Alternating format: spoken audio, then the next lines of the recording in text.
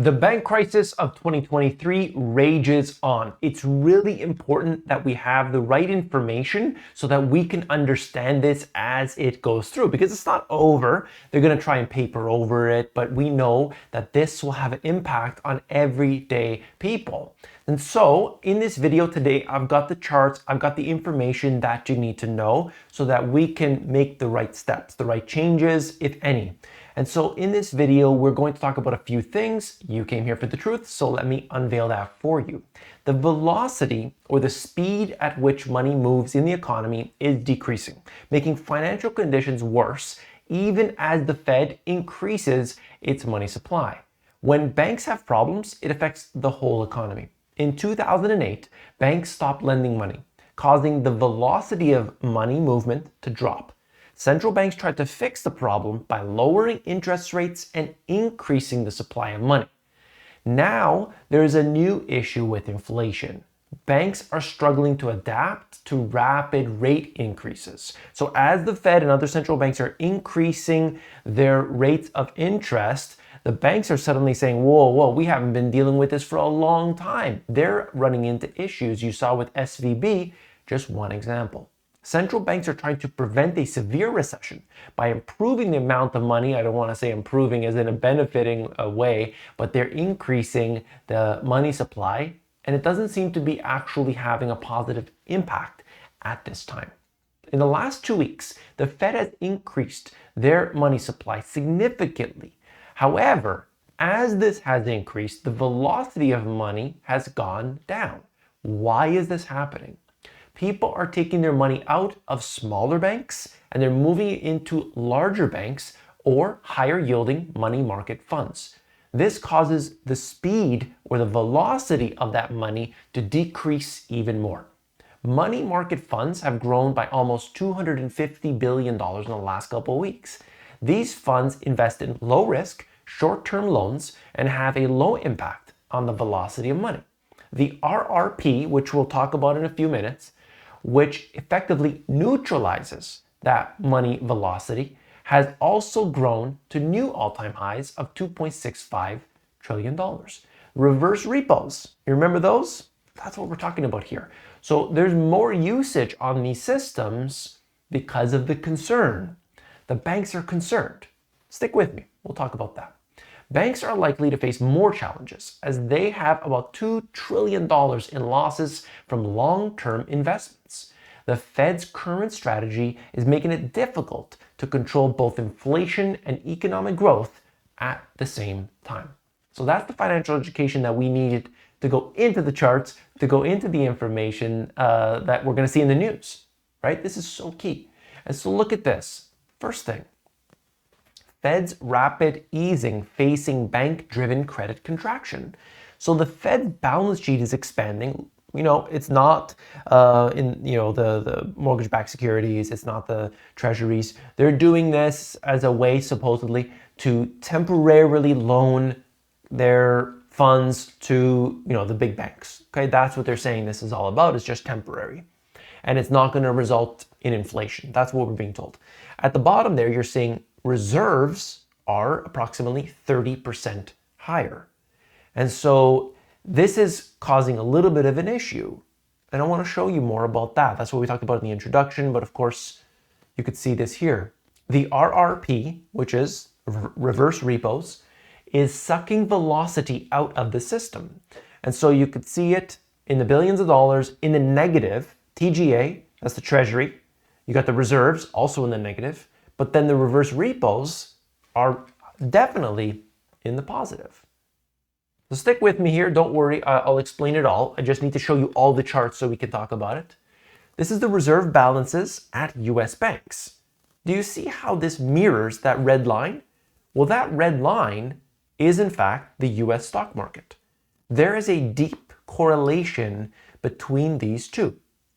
So you could see this in many ways. The reserves at the banks, or you can also look at essentially the amount of money in the Fed's balance sheet. There's different ways, but it happens to mirror almost precisely. If you just give it a few months, things really balance out. You could see that. That's here.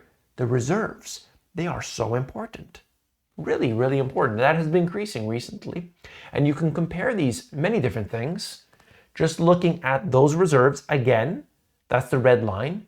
And then other things that are going on, whether that is, the blue line, dark blue line, which is the Fed's, the US stock market. You could look at it in, JP Morgan's Global Diversified Composite, all these different things. But essentially moving in lockstep. So the most important thing, and the reason I mention this is we have to look at what's going on at the central banks, which is why almost all of my videos, I'm talking about the central banks, because their activities are going to directly impact what's happening with the stock market, 401ks, supers, RRSPs, all that. It's very important, okay? And then we have this. This is called the H41. And I know I'm talking about all kinds of different wacky and wild things. You're probably wondering, what the heck is this guy talking about? I'm distilling it as simple as it possibly can. Don't worry about all the little terms and stuff. Just worry about the general information that I'm saying here. This is the H41. And every time the Fed does something, this H41 is updated. Think of it like that. And so we've got a lot of detail in here, and this is always updated, and you can always check it out, and I've shown it here on the channel before. Newest information comes from March 23rd, and so you could look at their balance sheet and see, where are the pluses and where are the minuses. And that kind of gives you an idea of what's going on, right? And this is just a breakdown, and one of the things they also mentioned, by the way, it's now 8.7 trillion. 8.7 trillion. And they're basically giving out a lot of these loans. And this is part of it, the Bank Term Funding Program. There are several others that they're always doing, but they're trying to hand out money that is at a higher interest than what the banks have been used to. So they're not really, they're kind of reluctant to get on that. They don't want high interest. How are they going to then make money if they're borrowing at high rates, right? This is another thing saying factors affecting reserve balances at depository institutions. And that just shows us that their reserve balances have increased. Very important stuff, because the banks are going to keep their money with the Federal Reserve instead of loaning it out. And that, in my opinion, is extremely telling. They are concerned. They don't want to be able to, take a risk right now. So they're going to leave it at the Federal Reserve and get whatever they can, literally whatever they can. And so that's really important stuff. Reserve balances with the Fed refer to the amount of money commercial banks hold in reserve with the Federal Reserve. Factors affecting the reserve balances include the Fed's monetary policy, open market operations when they're printing money, and changing in lending activity. So of course, if the Federal Reserve is going to increase interest rates, that would have an impact on this. Then you have the repo and reverse repo agreements. These things, as we talked about, are RP, that's what I was saying, are tools used by the Federal Reserve to manage short-term interest rates and control the money supply. Despite their best efforts, from Bank of America, they warned that commercial real estate is going to be the next shoe to drop. And I'll show you at the end of this video. This is extremely important. And that's why interest rates are really the key focus. Let's look at it. You could see that in the next aspect. Reserve balances with the Federal Reserve banks. If you want, you could take a look at this, and it just explains it. This is directly from the Fed's website. And you could look at it where it's been since 2012 up on towards 2013, what would happen there? What happened during this time frame?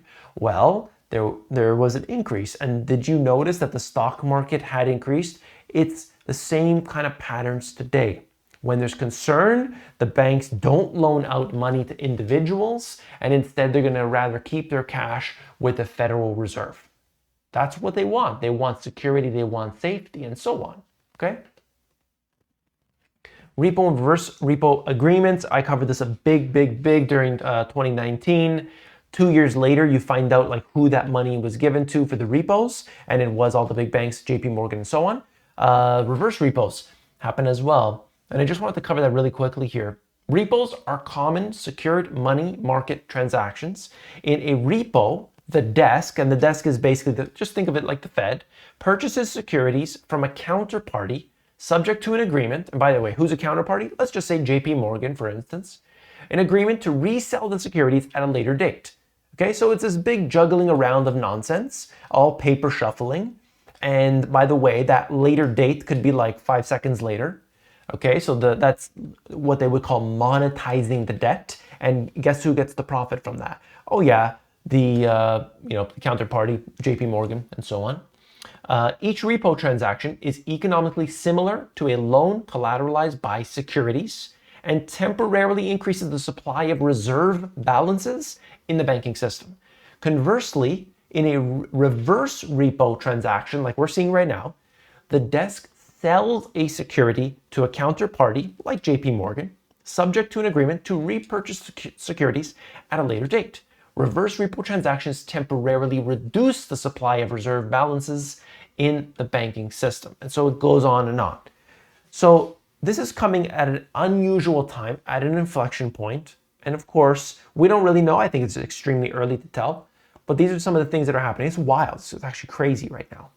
And now I want to talk about the impact of all of this, increasing rates, the Fed, all that mess on commercial real estate. There's a lot of text on here, but I'll just pick out a couple points because commercial real estate starts to topple, all the dominoes start to fall. Watch this, okay?